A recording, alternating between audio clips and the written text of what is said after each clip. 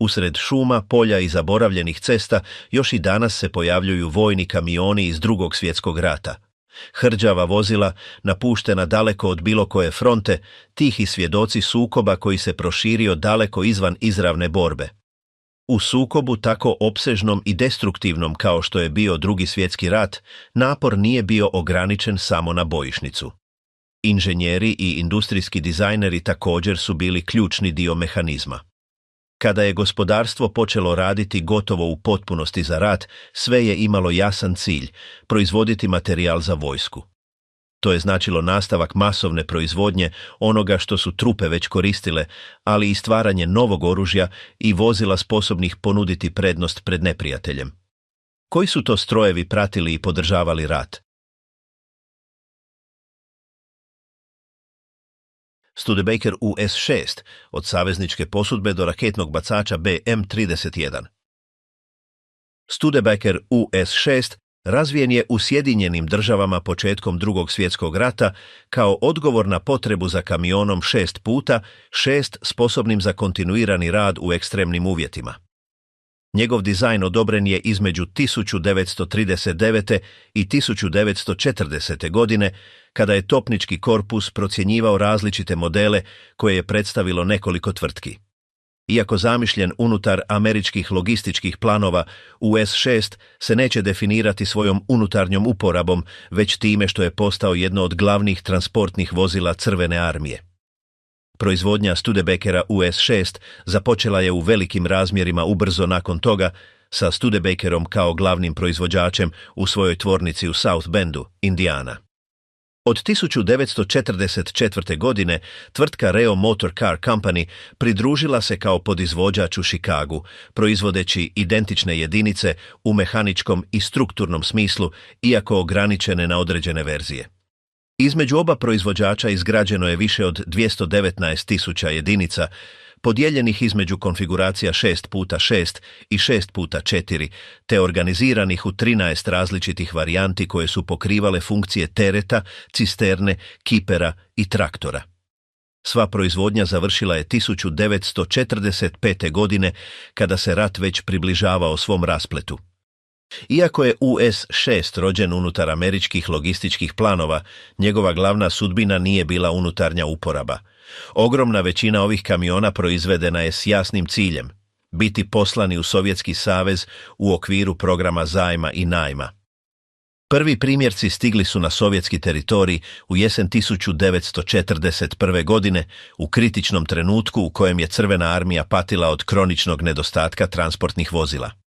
Od samog početka, Studebaker je bio podvrgnut iscrpnim testovima sovjetskih vlasti, koje su procjenjivale njegovo ponašanje između srpnja 1942. i svibnja 1943. godine u stvarnim uvjetima službe. Rezultati tih testova imali su izravne posljedice. Iako je kamion izvorno dizajniran za teret od 2,5 tone, sovjetske procjene dovele su do povećanja njegovog operativnog kapaciteta na 4 tone. Kasnije, 1945. godine, ta je brojka službeno prilagođena na 3,5 tone, iako je na cestama u dobrom stanju US-6 mogao prevoziti do 5 tona bez ugrožavanja svog rada. Ove brojke odražavale su uobičajenu stvarnost na istočnom bojištu, gdje su zahtjevi često premašivali tvorničke specifikacije. Motor Studebakera US-6 bio je Hercules JXD sa 6 cilindara u liniji, pogon konzervativnog koncepta koji je davao prioritet pouzdanosti nad performansama. S niskim omjerom kompresije mogao je raditi na benzin lošije kvalitete, što je bilo bitno u scenarijima u kojima dostupno gorivo nije uvijek zadovoljavalo visoke standarde. Taj isti motor koristio se i u drugim američkim vojnim vozilima, što je olakšavalo održavanje i opskrbu rezervnim dijelovima. Mjenjač je bio Warner s 5 brzina s posebno kratkom prvom brzinom kako bi se olakšalo pokretanje pod teškim teretom i konfiguracijom koja je omogućavala ugradnju priključnih vratila za pokretanje vitla ili hidrauličkih sustava u specijaliziranim verzijama. Razvodna kutija koju je proizveo Timken nudila je visoki i niski raspon, neutralni položaj i mogućnost odvajanja prednje osovine. U verzijama 6x6 snaga se distribuirala na 3 osovine putem skupa izlaza dizajniranih da izdrže kontinuiranu uporabu na neravnom terenu. Osovine, također Timkenove, uključivale su zglobove konstantne brzine na prednjoj osovini i potpuno plutajuće sklopove na stražnjoj strani, rješenje koje je povećavalo otpornost i olakšavalo popravke na terenu. Šasija u S6 nudila se u 2 međuosovinska razmaka. Kratka verzija koristila se u kiperima, traktorima i modelima s kompaktnim teretom, dok je duga verzija bila namijenjena cisternama, platformama za opsežan teret i specifičnim varijantama koje je tražio Sovjetski savez. Svi su modeli koristili gume standardne vojne veličine, a u verzijama 6x4 namijenjenim cesti nosivost se udvostručila u usporedbi s terenskim varijantama, odražavajući njihovu ograničeniju uporabu izvan pripremljenih putova. Jedna od najprepoznatljivijih značajki Studebakera u S6 bila je njegova kabina. Temeljena na civilnom dizajnu marke, prilagođena je za vojnu uporabu bez gubljenja zatvorenog i metalnog karaktera. Za razliku od drugih američkih kamiona tog vremena, US-6 je sadržavao neovisne ventilacijske prozore na svakim vratima, detalj koji je olakšavao cirkulaciju zraka u ekstremnim klimatskim uvjetima.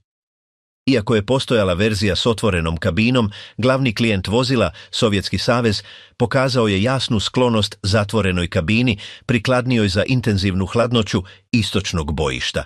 Ovaj izbor izravno je utjecao na proizvodnju, koja je dala prioritet tom formatu nakon prvih serija. U sovjetskoj službi Studebaker US-6 preuzeo je izvanredan broj funkcija.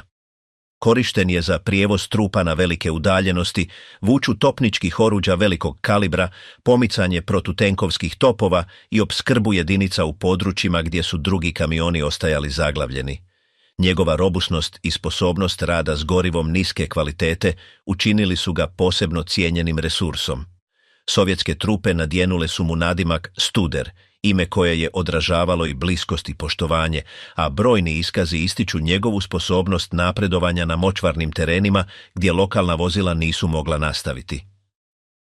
Jedna od najkarakterističnijih uporaba US-6 u Sovjetskom savezu bila je njegova konverzija u platformu za višecijevne bacače raketa. Na njegovu šasiju montirani su sustavi poput BM-3112, varijanta oružja u narodu poznatog kao kaćuša. Ova adaptacija iskorištavala je stabilnost i nosivost kamiona, omogućujući brzo raspoređivanje sustava i njegovo povlačenje prije mogućeg neprijateljskog odgovora. Povezanost između Studebakera i ovih raketnih bacača postala je jedna od najprepoznatljivijih slika sovjetskog logističkog napora tijekom rata. Utjecaj US-6 bio je toliki da je postigao službeno priznanje na najvišoj razini. U siječnju 1945. godine sovjetski predstavnici predali su korporaciji Studebaker fotoalbum pod naslovom Studebaker na sovjetsko-njemačkom bojištu, koji je dokumentirao njegovu uporabu u borbi i u potpornim zadacima. Ova gesta simbolizirala je zahvalnost za vozilo koje je odlučujuće pridonijelo održavanju mobilnosti Crvene armije u najtežim godinama sukoba. Iako je njegova glavna uloga bila vezana uz Sovjetski savez, Studebaker US-6 koristile su i američke snage na drugim scenarijima, poput izgradnje strateške infrastrukture u Sjevernoj Americi i Aziji. Međutim, upravo je na istočnom bojištu ostavio najdublji trag. Nakon završetka rata, mnogi od ovih kamiona vraćeni su u Sjedinjene države, ali značajan broj ostao je na sovjetskom teritoriju i godinama je nastavio služiti u poljoprivrednim, industrijskim i vojnim zadacima. Utjecaj US-6 nije završio njegovim povlačenjem. Njegov dizajn poslužio je kao izravna osnova za razvoj kasnijih sovjetskih kamiona, poput ZIS-a i kasnije ZIL-151, koji se pak razvio u ZIL-157. Na taj je način vozilo začeto u Sjedinjenim državama za globalni rat na kraju desetljećima oblikovalo motoriziranu logistiku druge zemlje. Studebaker US-6 nije bio najbrži ni najsofisticiraniji kamion svog vremena, ali ga je kombinacija otpornosti, jednostavnosti i prilagodljivosti učinila ključnim dijelom sovjetskog ratnog stroja. Njegova povijest nije definirana jednom bitkom, niti spektakularnom uporabom, već tisućama prijeđenih kilometara, prevezenim teretima i jedinicama održavanim u pokretu. U toj tihoj i stalnoj ulozi, US-6 je zaslužio jedinstveno mjesto u povijesti Drugog svjetskog rata. GMCC-KV, konvoj Red Ball Expressa danju i noću. Kada su Sjedinjene države ušle u Drugi svjetski rat, pravi izazov nije bio samo proizvesti oružje ili obučiti vojnike, već pokrenuti sve, bez pauze, kroz pola svijeta. Zato se pojavio GMCC-KW, kamion koji nije bio zamišljen da se ističe, već da bude posvuda.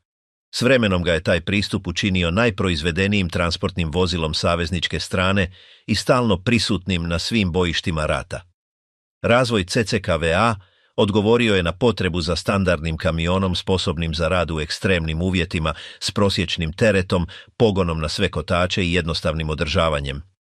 General Motors je, preko svoje GMC divizije, radio na prethodnim modelima američke vojske i prilagodio ih novim zahtjevima globalnog rata. Rezultat je bio uravnotežen dizajn, bez eksperimentalnih rješenja, zamišljen da se proizvodi u velikim količinama i brzo popravlja čak i daleko od industrijskih središta.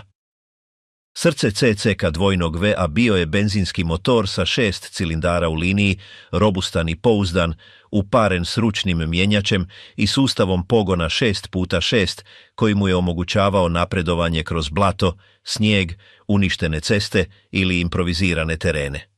Nije bio brz ni sofisticiran, ali je mogao nastaviti raditi kada su druga vozila izlazila iz službe. Ta mehanička pouzdanost bila je jedan od glavnih razloga zašto ga je vojska usvojila kao standardni teretni kamion. Od početka svoje proizvodnje CCKW je zamišljen kao prilagodljiva platforma. Iz iste šasije proizašle su desetke različitih konfiguracija, uključujući verzije za prijevoz trupa, cisterne za gorivo, kamione radionice, kola hitne pomoći, platforme za komunikacije, mobilne dizalice i zapovjedna vozila. Ova fleksibilnost omogućila je da isti model pokriva višestruke potrebe bez kompliciranja lanca opskrbe ili obuke jedinica. Kako se rat širio, CCK dvojnove se počeo pojavljivati na svim zamislivim scenarijima. Vozio je improviziranim cestama Sjeverne Afrike, prešao Italiju zajedno sa savezničkim snagama, napredovao zapadnom Europom nakon iskrcavanja u Normandiji, a djelovao je i na Pacifiku, gdje su klima i teren stavljali svaki stroj na kušnju. Na svim tim mjestima ispunjavao je istu funkciju, dopremati hranu, streljivo, gorivo, rezervne dijelove i vojnike kamo god su bili potrebni. Jedan od najreprezentativnijih trenutaka njegove važnosti bio je tijekom kampanja u Francuskoj nakon Dana D. S oštećenim lukama i uništenom infrastrukturom, saveznici su gotovo u potpunosti ovisili o cestovnom prometu kako bi opskrbili svoje vojske u napredovanju. Iz te potrebe proizašao je sustav poznat kao Red Ball Express, kontinuirana logistička mreža temeljena na konvojima kamiona koji su radili danju i noću. U tom sustavu GMCC-KW postao je dominantna slika savezničke logistike, neumorno prelazeći fiksne rute kako bi front ostao u pokretu. Proizvodnja CKW dosegla je izvanredne brojke. Tijekom rata proizvedeno je 100.000 jedinica, što ga je učinilo najproizvedenijim vojnim kamionom u sukobu od strane saveznika. Taj razmjer omogućio je standardizaciju dijelova, priručnika i postupaka, što je bilo bitno za održavanje tako velike flote operativnom u borbenim uvjetima. Tehnički priručnici bili su jasni, izravni i namijenjeni terenskim mehaničarima, što je olakšavalo brze popravke čak i s ograničenim resursima. Po završetku rata, povijest CCKV-a nije stala. Tisuće jedinica ostale su raspoređene po Europi, Aziji i drugim regijama u kojima su djelovale. Mnogi su prodani kao vojni višak, drugi su prešli u ruke savezničkih vojski, a velika količina završila je u civilnoj uporabi. U ruralnim područjima stari CCK dvojni veovi pretvoreni su u poljoprivredne kamione, građevinska vozila, šumarske transporte ili jednostavne improvizirane teretne platforme. S godinama su mnogi od ovih kamiona ostali napušteni. Neki su ostavljeni u starim vojnim skladištima, drugi su zaboravljeni u radionicama, farmama ili skladištima, a nemali broj je završio propadajući na otvorenom. U mnogim slučajevima, oni koji su ih koristili nisu znali za njihovu povijesnu važnost i vidjeli su ih samo kao otporne alate iz drugog vremena. Desetljećima kasnije, kolekcionari i entuzijasti počeli su ih identificirati, obnavljati ili dokumentirati kao temeljni dio logističke povijesti rata. Ono što GMCCK Duplo čini jedinstvenim nije neobičan dizajn niti eksperimentalna funkcija, već njegova tiha i stalna uloga. Dok su druga vozila stjecala slavu svojim naoružanjem ili tehničkom inovacijom, CK Duplo je iz dana u dan podržavao ratne napore, povezujući tvornice, luke, skladišta i bojišta. Bez njega bi saveznička mobilnost bila mnogo ograničenija, a mnoge bi se operacije suočile s ozbiljnim problemima opskrbe. Danas se CCK Dvojnove pamti kao okosnica savezničkog transporta. Njegova masovna prisutnost, svestranost i otpornost učinili su ga simbolom modernog industrijskog rata, gdje je logistika bila jednako odlučujuća kao i izravna borba. Primjerci koji još uvijek preživljavaju, bilo obnovljeni ili pronađeni u napuštenom stanju, predstavljaju ne samo stroj, već i način razumijevanja rata koji se temelji na sposobnosti pomicanja resursa na globalnoj razini. GMCCK Duplo nije bio najbrži ni najmoćniji, ali je bio posvuda i nikada nije prestao ispunjavati svoju funkciju. In ratu definiranom veličinom i udaljenošću, taj je kamion pokazao da se pobjeda također gradi na kotačima, teretu i postojanosti. Dodge VC62 i VC63, ljudi zajedno, ceste bez asfalta. Dodge VC62 i njegova gotovo identična verzija VC63 nisu pokretali vojske niti opskrbljivali beskrajne kolone. Njihov je posao bio mnogo neposredniji. Prevozili su cijele skupine vojnika s njihovom opremom od jedne točke do sljedeće, ponekad samo nekoliko metara od fronte. Bio je to kamion zamišljen za ljudsko kretanje i zato je, kada je rat završio, nastavio pronalaziti posao vrlo daleko od borbe. Za razliku od drugih američkih vozila, ovaj Dodge zauzimao je neugodnu sredinu. Nije bio tako malen i okretan kao džip, ali ni tako velik kao teretni kamioni koji su dominirali glavnim rutama. Njegova veličina bila je zamišljena za nešto vrlo konkretno. Transportirati punu desetinu, održati je na okupu i ostaviti je točno tamo gdje je bilo potrebno. Umjesto stalnog odlaska i dolaska, ovaj je kamion radio manje putovanja, ali s više ljudi. Njegov dizajn odgovarao je toj misiji. Imao je jednostavnu, otvorenu strukturu, bez udobnosti, zamišljenu za brzo ukrcavanje i iskrcavanje ljudi. Bočne klupe omogućavale su vojnicima da putuju licem u lice, s obješenom opremom, naslonjenim oružjem i tijelom spremnim za iskrcavanje u bilo kojem trenutku. Nije to bilo udobno putovanje, ali nije ni trebalo biti. Prioritet je bio stići. Dodge VC62 pojavio se prvi, a ubrzo nakon njega uslijedio je VC63, koji je na prednjem dijelu sadržavao dodatni element kako bi se olakšali manevri kada bi teren postao kompliciran. Osim tog detalja, oba su dijelila istu filozofiju: otpornost, jednostavnost i sposobnost kretanja izvan asfalta. Radilo se o vozilu koje je moralo napredovati uništenim cestama, blatnjavim poljima ili improviziranim stazama bez zaustavljanja. U borbi ovaj Dodge je postao taktički alat. Nije pokretao cijele vojske, ali je omogućavao relativno brzo premještanje čitavih jedinica, što je bilo bitno u operacijama u kojima je vrijeme odlučivalo o svemu. Mogao je dovesti vojnike na polazišnu točku napada, pokupiti ih nakon povlačenja ili pomaknuti pojačanja bez razbijanja jedinice. Ta je kohezija bila ključna. Dok su drugi kamioni ostajali više od traga, VC62 i VC63 djelovali su blizu akcije. Zbog toga su primali udarce, brzo se prljali i trpjeli trošenje rata koji nije davao odmora. Usprkos tome, nastavljali su raditi. Njihova mehanika nije se isticala inovacijama, već time što je podnosila kaznu i išla dalje uz minimalne popravke. Dodge je bio prisutan na višestrukim scenarijima, od Europe do drugih ratišta, gdje su uvjeti terena zahtijevali nešto više od kotača i dobre volje. Njegova uloga nikada nije bila glavna u službenim priopćenjima, ali za vojnike koji su putovali u stražnjem dijelu, taj je kamion bio razlika između zajedničkog dolaska ili raspršivanja. Kada je rat završio, mnoga od ovih vozila nisu se vratila u Sjedinjene Države. Ostala su tamo gdje su korištena, raspoređena po selima, sporednim cestama i starim vojnim skladištima. Umjesto da odmah budu poslana u staro željezo, započela su drugu, potpuno drugačiju etapu. U ruralnim područjima Dodge je pronašao novu svrhu. Njegova sposobnost kretanja teškim terenima činila ga je idealnim za polje. Bivši kamioni za trupe prešli su na prijevoz drva, vreća, alata i životinja. Klupe su uklonjene, cerade zamijenjene improviziranim strukturama, a vojna boja ostala je prekrivena prašinom i hrđom. Za one koji su ih koristili, to više nisu bila ratna vozila, već otporni strojevi koji su ispunjavali svoju funkciju. Na mnogim farmama Dodge je na kraju integriran u svakodnevnu rutinu. Kretao bi u zoru, prelazio putove koje nijedno moderno vozilo ne bi prihvatilo i vraćao se na tovaren u sumrak.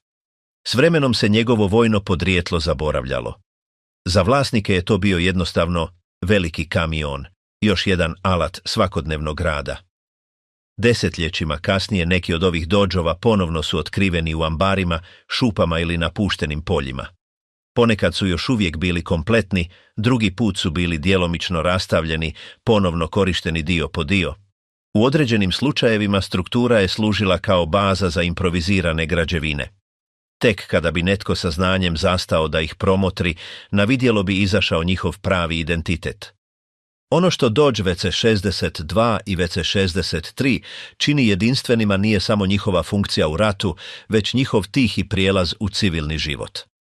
Za razliku od drugih većih kamiona koji su zahtijevali infrastrukturu ili stalno gorivo, ovaj se Dodge mogao prilagoditi jednostavnoj i kontinuiranoj uporabi. Zato je tako dugo preživio izvan vojnog okruženja. U naraciji o Drugom svjetskom ratu ovaj kamion predstavlja nešto vrlo konkretno. To nije velika logistika, niti industrijska mašinerija velikih razmjera. To je ljudski transport, izravno kretanje ljudi koji su još uvijek išli u borbu pješice. I, kasnije, to je transformacija ratnog alata u alat za rad. Danas svaki Dodge WC-62 ili WC-63 koji se pojavi u napuštenom stanju priča dvije priče istovremeno. Prva pripada sukobu, vojnicima koji su putovali u njegovom stražnjem dijelu, blatu i buci fronte. Druga pripada poraću, poljima, rukama koje su ga održavale u radu ne znajući točno odakle dolazi.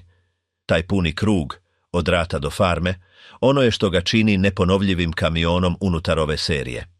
Ne zato što je bio najproizvedeniji, niti najpoznatiji, već zato što je nastavio raditi i kada je rat već odavno ostao iza njega. Camel Pioneer – izvlačenje tenkova iz blata. Kada bi tenk ostao zarobljen ili bi top potonuo u blato, operacija nije mogla ići naprijed. U tim trenucima nije trebalo više vatre ni više ljudi. Trebala je snaga. Zato je služio Camel Pioneer. Njegov posao nije bio napredovanje, već dolazak do mjesta gdje se sve zaustavilo, izvlačenje onoga što je bilo izgubljeno i vraćanje toga u rat. Ovaj britanski kamion nije rođen s jasnom vojnom misijom. Njegovo podrijetlo bilo je na terenima dalekim od borbe, zamišljen za rad na mjestima gdje nije bilo pouzdanih cesta. Upravo je zbog toga privukao pozornost vojske. Nije bio brz, nije bio elegantan, niti se isticao svojim izgledom. Ali kada bi nešto teško ostalo zarobljeno, Pioneer ga je bio sposoban izvući van, čak i kada bi druga vozila jednostavno proklizavala. Tijekom rata, Camel Pioneer postao je neophodan alat za malo vidljiv, ali apsolutno kritičan zadatak – oporavak. Dok su druga vozila napredovala, on je išao unatrag, prema problemima. Njegov se posao sastojao u dolaženju do oštećenih strojeva, njihovom kvačenju i izvlačenju s terena pod bilo kojim uvjetima. U mnogim prilikama to je činio dok je područje i dalje bilo opasno. Za razliku od transportnih kamiona, Pioneer je radio pri maloj brzini i uz ogroman konstantan napor. Nije se radilo o brzom dolasku, već o tome da se ne stane. Njegova je struktura omogućavala podnošenje ekstremnih naprezanja, vukući vozila mnogo teža od njega samog. Umjesto da tovari, on je gurao i vukao. Ta je razlika obilježavala cijeli njegov identitet. Britanska vojska koristila ga je za spašavanje tenkova koji bi u protivnom bili napušteni. Također i za pomicanje topničkih komada koji bi zapeli prije ili nakon pucanja. U kaotičnim povlačenjima njegova je prisutnost činila razliku između gubitka dragocjenog materijala ili njegovog pravovremenog oporavka. Mnogi od ovih kamiona izgubljeni su u prvim godinama rata, posebno tijekom povlačenja iz Francuske, što pokazuje do koje su mjere djelovali blizu opasnosti. Dizajn Pioneera nikada nije tražio da ugodi oku. Bio je visok, dug i grub. Njegov izgled točno je odražavao njegovu svrhu. Sve je bilo postavljeno da izdrži konstantna trzanja, razrušene terene i dugotrajan rad. Nije nosio oklop ni vlastito naoružanje. Njegova zaštita bila je njegova snaga i njegova sposobnost da ispuni zadatak prije nego što on sam postane problem. Jedna od njegovih najkarakterističnijih značajki bila je mogućnost prilagodbe pogona terenu. U ekstremnim situacijama mogao je modificirati način na koji njegovi kotači dodiruju tlo kako ne bi zapeo. To mu je omogućavalo djelovanje u dubokom blatu, pijesku ili mekim površinama gdje bi druga vozila ostala nepomična. Ta ga je sposobnost učinila korištenim u vrlo različitim scenarijima, od Europe do pustinskih područja. Pioneer nije samo oporavljao oštećene neprijateljske ili savezničke tenkove. Također je spašavao opskrbne kamione, laka vozila i bilo koji komad koji je zaslužio biti spašen. Njegov se rad nije uvijek pojavljivao u izvještajima, ali svaki je spas izbjegao proizvodnju zamjene, uštedio vrijeme i sačuvao resurse. U ratu iscrpljivanja to je bilo vitalno. Kada je sukob završio, mnogi s Camel Pioneer nastavili su raditi. Neki su ostali u službi godinama, čak i desetljećima, u funkcijama oporavka. Drugi su prešli u civilnu uporabu, gdje je njihova snaga ponovno iskorištena. U radovima, kamenolomima i ruralnim područjima, bivša vojna vozila za spašavanje nastavila su vući tešku mašineriju, kao da rat za njih nije sasvim završio. Neki su završili zaboravljeni u skladištima ili napušteni kada više nije bilo ničeg dovoljno teškog da opravda njihovu prisutnost. Prolaskom vremena ostali su prekriveni hrđom, prašinom i tišinom. Godinama kasnije, mnogi su ponovno otkriveni na bivšim vojnim terenima ili ruralnim zonama, još uvijek s oznakama svoje izvorne uporabe. Ono što Camel Pioneer čini jedinstvenim nije brojka proizvodnje ni konkretna tehnička inovacija. To je njegova tiha funkcija. Nije pomicao linije, nije otvarao rute, nije prevozio trupe. Njegova misija bila je ispraviti kaos, oporaviti izgubljeno i vratiti ga u krug rata. Bez njega bi mnoga napredovanja ostala zaustavljena. Unutar ove serije, Pioneer predstavlja drugačije lice sukoba. Ne ono konstantnog kretanja, već ono otpora i oporavka. Ružan, spor i apsolutno neophodan kamion. Kada bi sve stalo, on je bio taj koji je omogućavao da rat nastavi napredovati. Tatra 111. Pokretanje motora tamo gdje zima ubija strojeve. Postoje mjesta gdje se kamion ne mjeri brzinom ni teretom, već time hoće li ponovno upaliti sljedećeg dana. Na ekstremnoj hladnoći, bez cesta i s beskrajnim radnim danima, mnogi su se strojevi jednostavno predavali. Tatra 111 stvorena je da to ne učini. Njezina povijest počinje u neugodnom kontekstu. Čehoslovačka je bila pod njemačkom kontrolom i njezina je industrija radila u službi rata.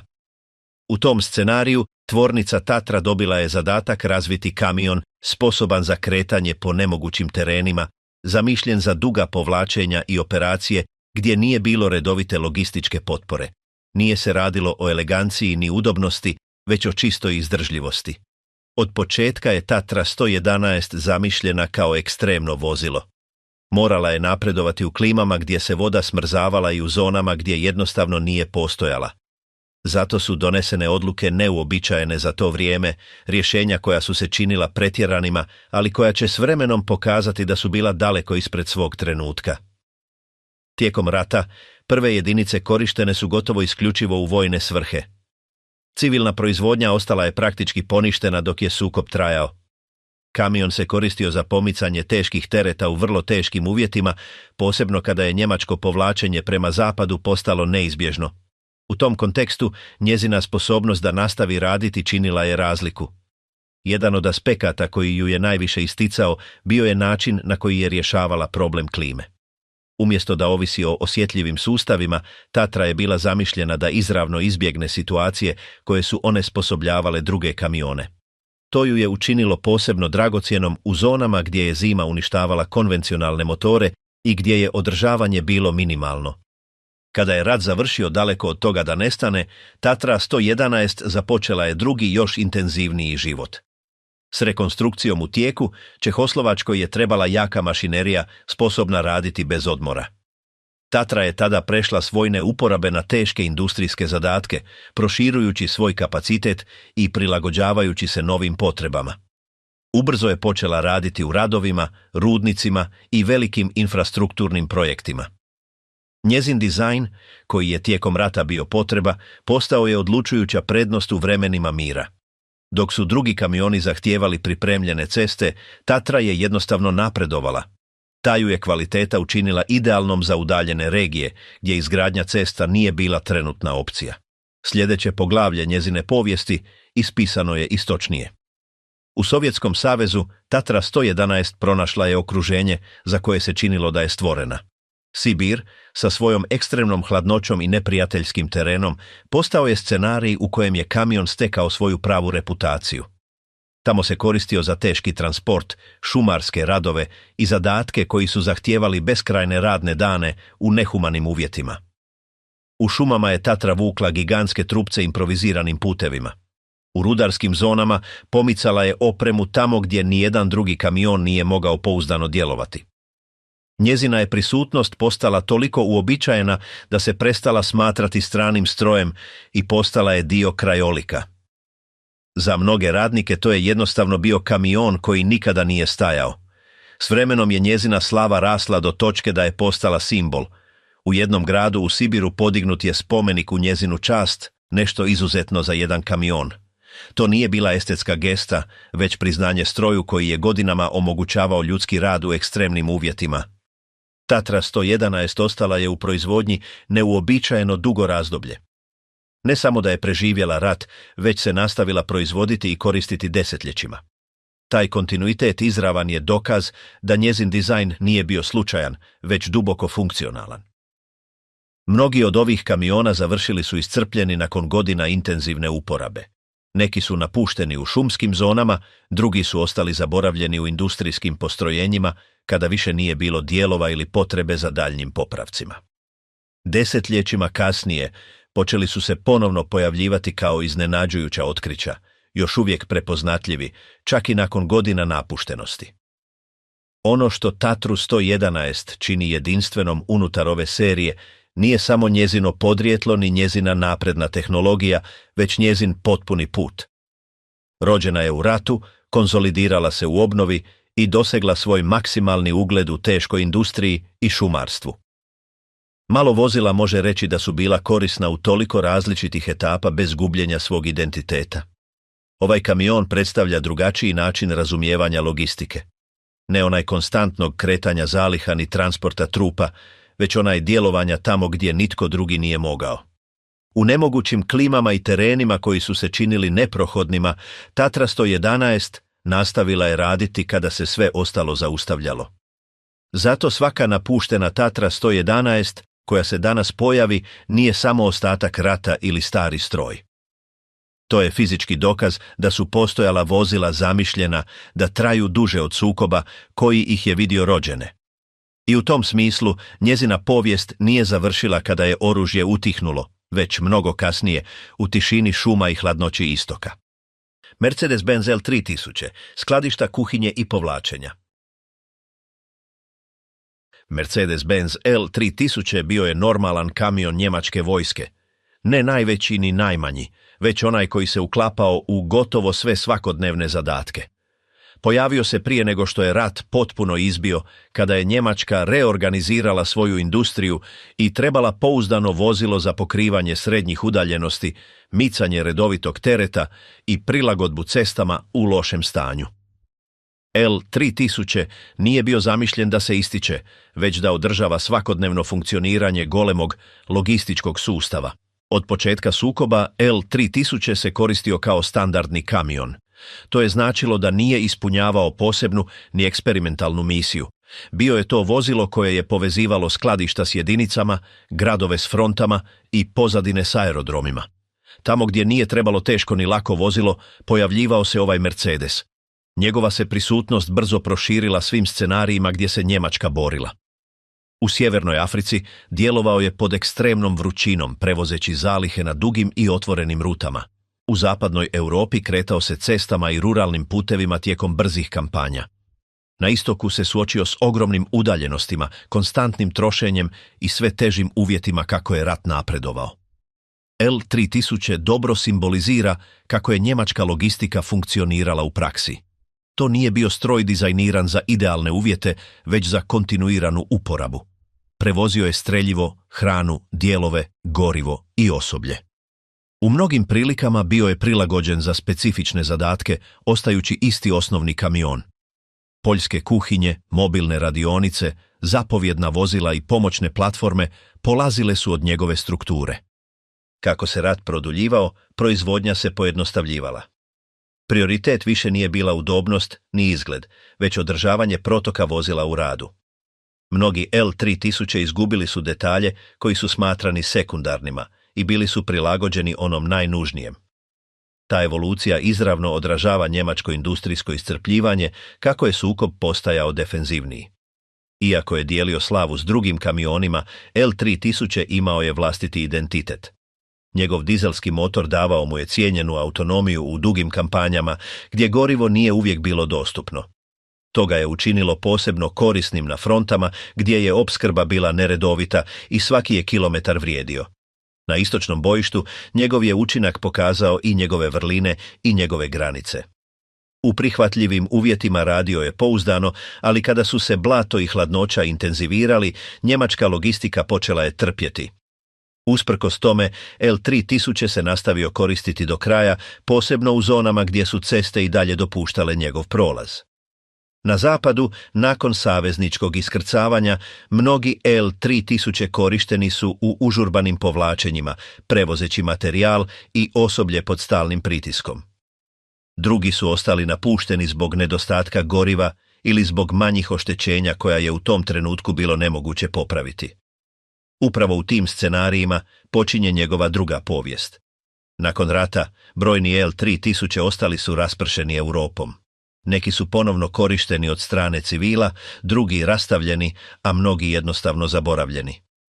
Desetljećima kasnije počeli su se pojavljivati na farmama, u skladištima ili na starim vojnim putevima. Ne kao rijetki komadi, već kao ostaci logističkog sustava koji se urušio. Ono što Mercedes-Benz L3000 čini jedinstvenim unutar ove serije nije tehnička inovacija ni posebna misija. To je njegova uloga kao simbola stvarnog funkcioniranja njemačke vojske. Ne predstavlja neumjerenu ambiciju ni ekstremna rješenja. Predstavlja svakodnevni, ponavljajući i potreban rad koji je godinama održavao rat u tijeku. Ovaj kamion nije bio dizajniran za nemoguće klime, ni za herojska spašavanja, niti za prelazak rijeka ili vuču tenkova. Njegova je funkcija bila održavanje ritma. U ratu, gdje je svako napredovanje ovisilo o onome što je dolazilo s traga, L3000 bio je jedan od tihih stupova koji je omogućio da taj sustav postoji. Zato svaki napušteni Mercedes-Benz L3000 koji se danas pronađe nije rijetkost. To je reprezentativni komad toga kako se stvarno vodio rat. Običan kamion, korišten do granice, koji je završio tamo gdje više nije bilo ničeg drugog za transport. Mackeno pozicioniranje vatre dugog dometa.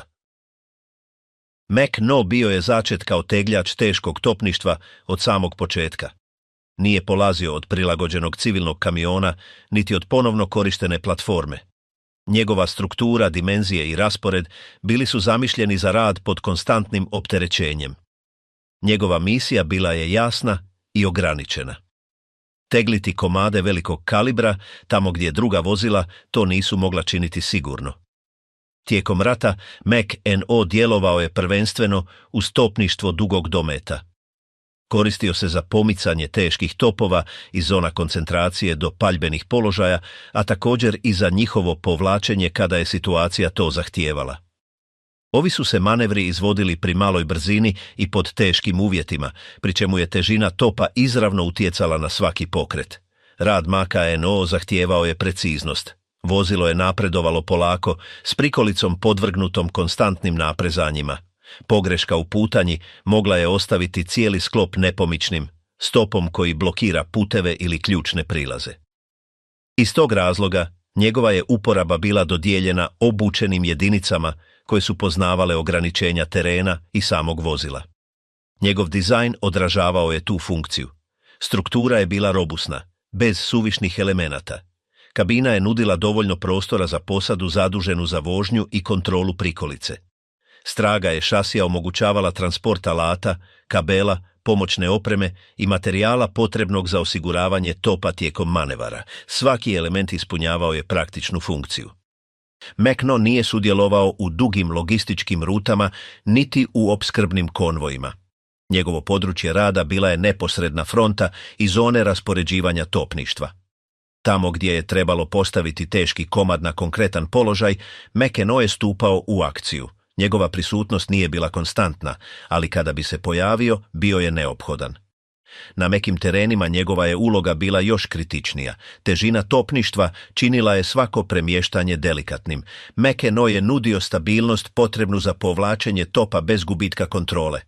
Ta ga je sposobnost jasno razlikovala od drugih vozila za teški transport koja nisu bila dizajnirana za rad pod tom razinom kontinuiranog opterećenja.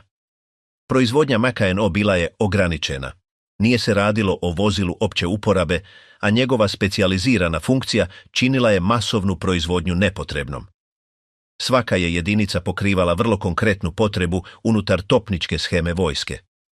Iz tog razloga njihov je broj bio smanjen u usporedbi s drugim američkim kamionima tog vremena.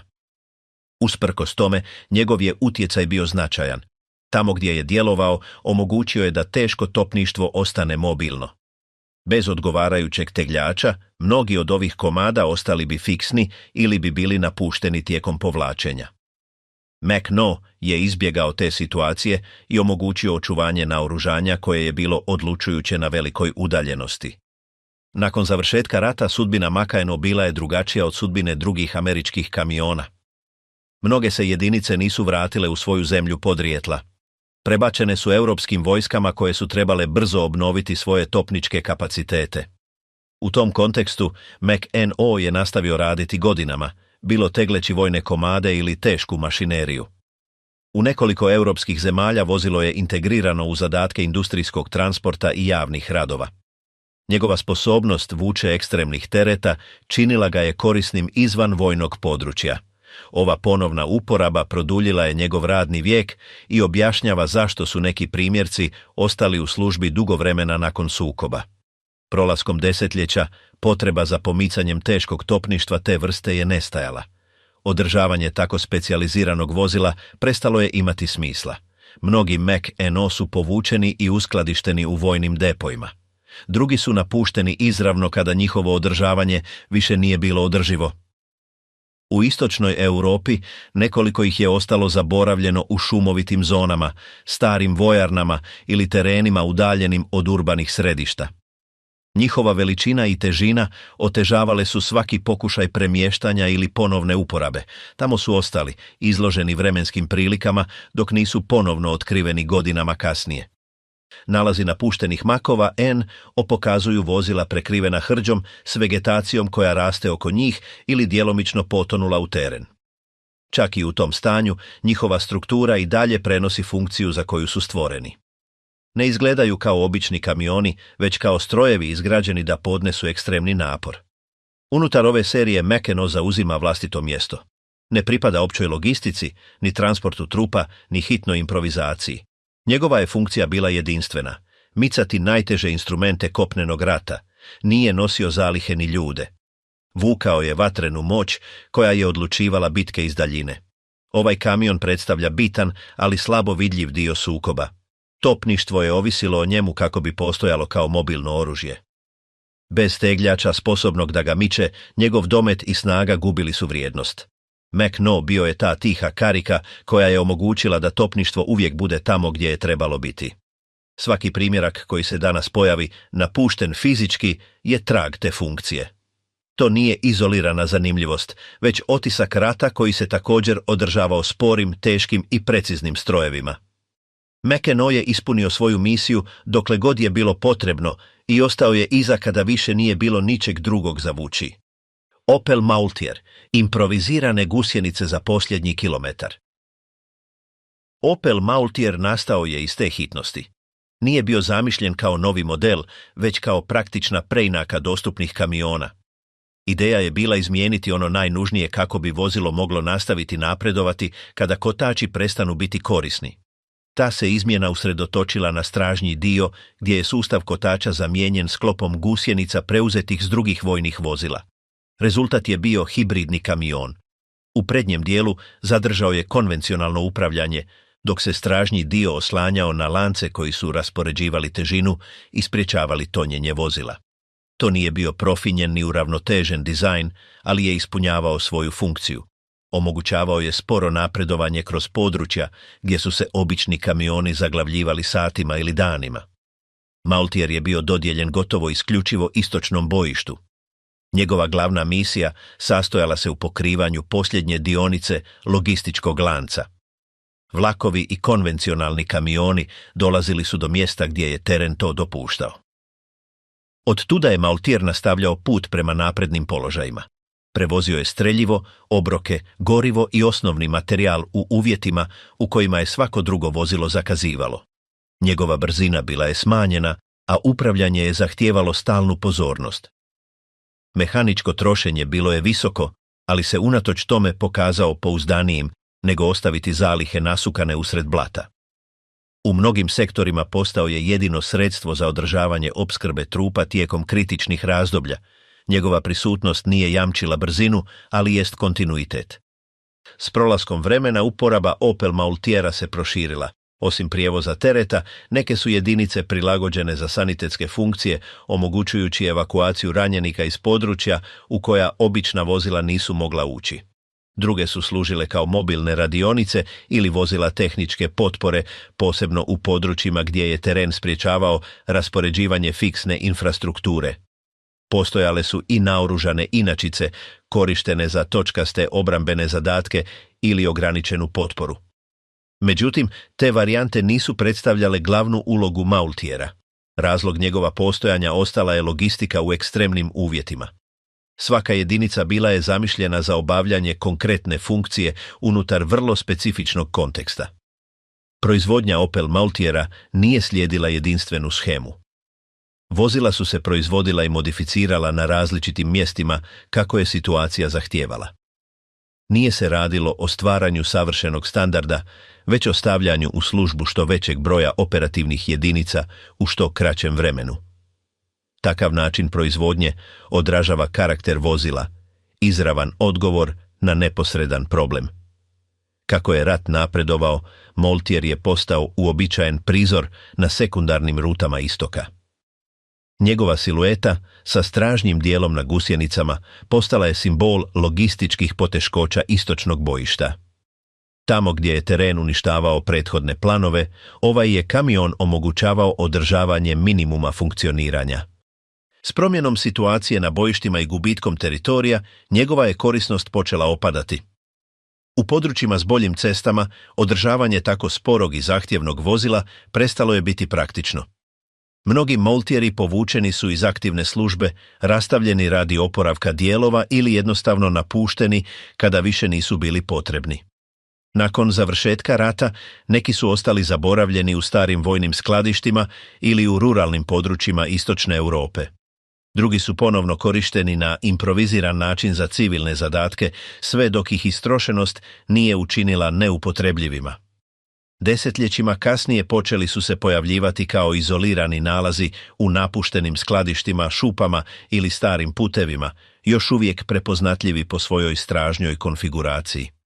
Ovi nalazi potvrđuju kontekst u kojem su stvoreni. To nisu bila vozila zamišljena da traju desetljećima, niti da se ističu svojim dizajnom. Izgrađeni su za rješavanje konkretnog problema u kritičnom trenutku. Njihovo kasnije preživljavanje bilo je slučajno, a ne namjerno. Unutar ove serije Opel Maltier zauzima vlastito mjesto.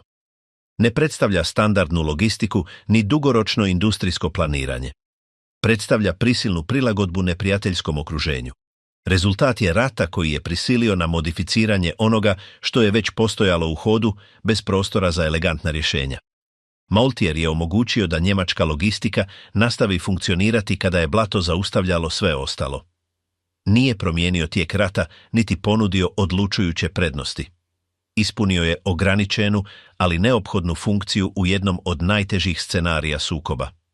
Na istočnom bojištu napredovati je ponekad značilo jednostavno ne ostati zaustavljen, a za to je Opel Maltier bio ključni alat. GMC DUKV 6x6, izlazak iz vode i nastavak kotrljanja. Kada su savezničke trupe počele planirati operacije izvan američkog kontinenta, problem nije bio isključivo doći do neprijateljske obale. Pravi izazov počeo je u točnom trenutku kada je rampa za iskrcavanje dotaknula vodu. Između broda i plaže postojao je logistički vakuum koji je, u mnogim slučajevima, određivao uspjeh ili neuspjeh cijele operacije. U tom nesigurnom prostoru rođen je GMC DUK-V, vozilo zamišljeno za kretanje tamo gdje rat još nije imao puteve. Njegova pojava 1942. godine odgovorila je na neposrednu potrebu. Transport ljudi i materijala izravno s brodova na čvrsto tlo, bez ovisnosti o lukama, dokovima ili prethodnoj infrastrukturi. DUK-V je kao mehaničku bazu uzeo već provjereni vojni kamion i obavio ga zapečaćenim trupom u obliku plovila. Rezultat je bilo vozilo sposobno napustiti vodu, napredovati kroz pijesak, prijeći meke terene i nastaviti duboko u kopno bez zaustavljanja. To nije bila teorijska ideja ni ograničeni test. Proizveden je u velikim količinama i poslan izravno na frontu. Prvi scenarij gdje je pokazao svoju stvarnu vrijednost bio je Pacifik. Na otocima okruženim grebenima, uskim plažama i nepripremljenim obalama, DUKV je omogućio iskrcavanje zaliha, streljiva i trupa tamo gdje su druga vozila ostajala neupotrebljiva.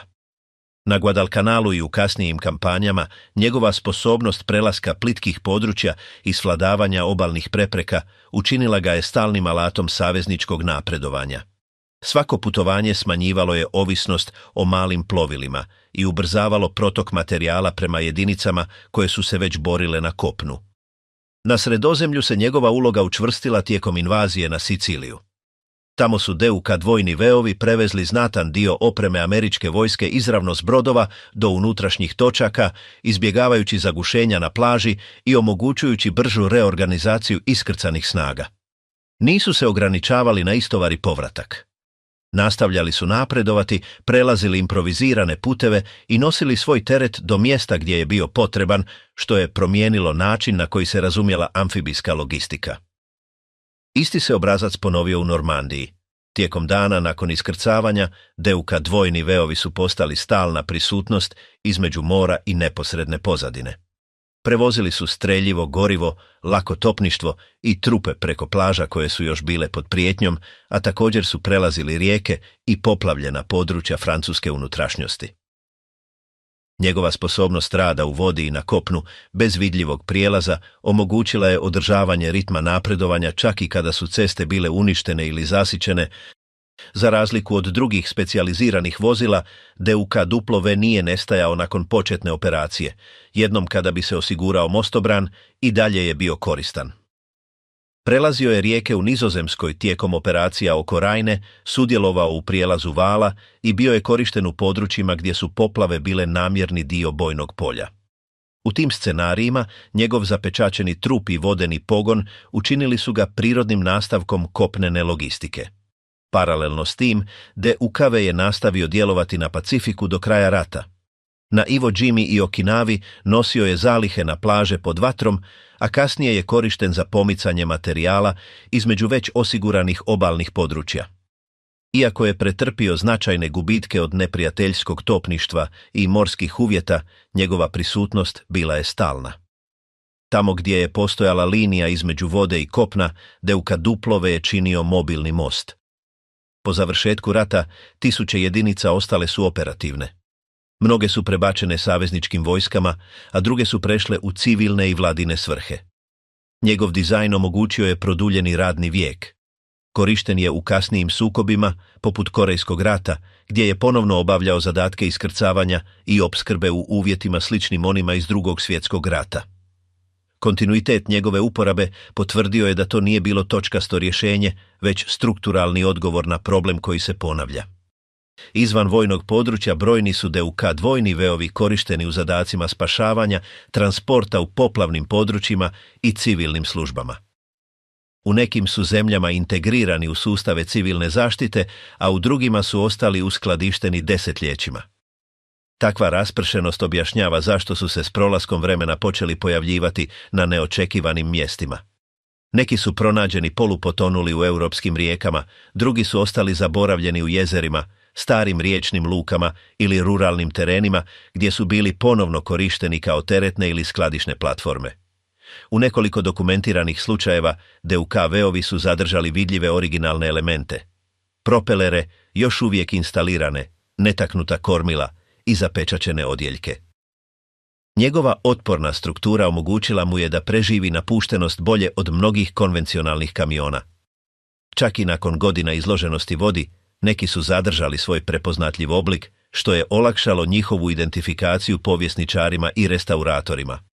Kombinacija intenzivne vojne uporabe, produljenja u kasnijim sukobima i civilne ponovne uporabe učinila je DUK jednim od vozila koja se najlakše mogu pratiti u 20. stoljeću. Fotografije, priručnici, logistički izvještaji i izravna svjedočanstva omogućuju preciznu rekonstrukciju njegove putanje. Ne radi se o vozilu okruženom pretpostavkama, već o onom čija je povijest dokumentirana na više bojišta i u više konteksta. Osim svog neobičnog oblika, DUK duplo je predstavljao promjenu u načinu poimanja transporta u ratu. Uklonio je fizičku granicu koja je stoljećima uvjetovala vojne operacije. Nije zamijenio kopnene kamione ni plovila, ali je zauzeo kritični prostor između oba. Tamo gdje je rat zahtijevao kontinuitet, DUK duplo je nudio prijelaz. Iz tog razloga njegovo nasljeđe nije ograničeno na plaže Dana D, ni na ikonične slike s Pacifika. Ono živi i u rijekama prijeđenim bez mostova, u jezerima gdje je napušten nakon ispunjenja misije i u arhivima koji detaljno opisuju njegov cijeli put. Bio je to alat dizajniran za rješavanje konkretnog problema i na kraju je postao univerzalno rješenje unutar moderne amfibijske logistike. Krupp Proce L2H143, prestizanje fronte sporednim putevima. Početkom 1930. godina njemačka je vojska započela proces duboke transformacije. Ovisnost o prilagođenim civilnim vozilima počela je ostajati iza njih, a prioritet je postala brza mobilnost na svim vrstama terena. Kako bi to postigao, odjel za naoružanje Wehrmachta tražio je lako vozilo koje bi moglo ispunjavati vojne zadatke bez pribjegavanja teškim ili složenim dizajnima. U tom se kontekstu pojavio Krupp Proce. Proce nije nastao kao konvencionalni kamion. Njegovo je začeće pošlo od drugačije ideje. Stvoriti lako, nisko, brzo vozilo koje je jednostavno za održavanje, sposobno prevoziti trupe ili vući komade lakog topništva s najvećom mogućom agilnošću. Njegovo je ime izravno upućivalo na tradicionalna topnička kola, a njegova je funkcija bila jasno definirana od početka. Jedna od značajki koja ga je razlikovala od drugih vozila njegova vremena bio je njegov mehanički raspored. Ravni motor hlađen zrakom bio je smješten u prednjem dijelu, ali s vrlo niskim profilom. Ova je konfiguracija davala vozaču izuzetnu vidljivost i smanjivala ukupnu visinu vozila. Rezultat je bio kamion koji je izgledao dizajniran naopako, s neobičnom siluetom koja je ubrzo postala nepogrešiva. Neovisni ovjes i pogon u konfiguraciji 6x4 omogućavali su da se proces lakoćom kreće neasfaltiranim cestama, ruralnim stazama i neravnim terenima. Njegovo ponašanje bilo je posebno prikladno za brze kolone, gdje su brzina i sposobnost reakcije bili važniji od maksimalnog tereta. Premašivao je 70 km/h, što je bila značajna brojka za lako vojno vozilo njegova vremena. Serijska proizvodnja započela je 1933. godine i ostala je aktivna do početka rata. 1936. godine model je ažuriran na inačicu L2H143, opremljenu snažnijim motorom koji je poboljšao njegove opće performanse. Unatoč tome, izvorni koncept ostao je netaknut. Lakoća, jednostavnost i stalna mobilnost. U svojoj konfiguraciji za prijevoz trupa Proce je imao otvoreni sanduk u stražnjem dijelu, opremljen drvenim klupama i s dovoljno prostora za vojnike i opremu. Takav raspored olakšavao je brza iskrcavanja i trenutne reorganizacije, što je bilo bitno u prvim fazama njemačkih vojnih kampanja. Osim prijevoza osoblja, vozilo je bilo široko korišteno za vuču komada lakog topništva. Posebno je postao uobičajen element uz protutenkovske i protuzrakoplovne topove malog kalibra. Njegova veličina i upravljivost omogućavali su brzo pozicioniranje komada i njihovo povlačenje istom brzinom kada je situacija to zahtijevala. Tijekom početnih kampanja u Poljskoj, Francuskoj i Nizozemskoj, Krupp Proce se prirodno integrirao u shemu blitzkriega. Postrojbe su napredovale brzo i trebale su vozila sposobna pratiti taj ritam. Proce je ispunjavao tu ulogu, krećući se sekundarnim rutama, poljima i putevima gdje su veći kamioni bili nespretni. Njegova se uporaba proširila na višestruke službene konfiguracije, postojale su inačice posvećene komunikacijama, prijevozu osoblja, vuči topništva, električnim generatorima i potpori protuzrakoplovnim sustavima. Ta je svestranost učinila da Proce bude prisutan u velikom izboru jedinica, uvijek unutar područja lake logistike. S napretkom sukoba počela su se pojavljivati njegova ograničenja. Povećanje težine naoružanja i promjena borbenih scenarija učinili su da laka vozila izgube značaj pred robusnijim kamionima.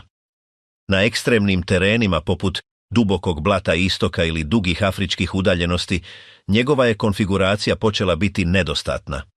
Unatoč tome, Proce je ostao u službi tijekom cijelog sukoba. Iako je njegova proizvodnja prestala 1942. godine, tisuće jedinica nastavile su djelovati na različitim bojištima. Procjenjuje se da je izgrađeno oko 7000 vozila, što je značajna brojka za model specijaliziran za laku logistiku. Na istočnom bojištu njegov motor hlađen zrakom nudio je praktične prednosti u hladnim klimama, gdje su druga vozila trpjela probleme povezane sa složenijim sustavima hlađenja. U Sjevernoj Africi njegova mehanička jednostavnost olakšavala je brze popravke čak i u uvjetima prašine i stalne vrućine. Vojnici koji su ga koristili razvili su bliski odnos s vozilom. Njegovo predvidljivo ponašanje i jednostavnost održavanja činili su ga pouzdanim alatom unutar jedinica koje su ovisile o stalnom kretanju. U mnogim prilikama korišten je i kao improvizirano evakuacijsko vozilo ili kao platforma za pomoćne zadatke. Po završetku rata brojni Proceovi ostali su napušteni na putevima, poljima i ruralnim područjima Europe. Druge su ponovno koristili civili, posebno u poljoprivrednim zadacima ili lokalnom prijevozu. Njegov jednostavan dizajn i pristupačna mehanika olakšali su ovaj drugi život, daleko od izvorne vojne uporabe. S prolaskom godina neki su primjerci ponovno otkriveni na farmama, u skladištima i starim radionicama. Ovi nalazi omogućili su rekonstrukciju njegove povijesti i potvrdu širine funkcija koje je obavljao tijekom sukoba. Danas se nekoliko restauriranih Proceova čuva u muzejima i privatnim zbirkama.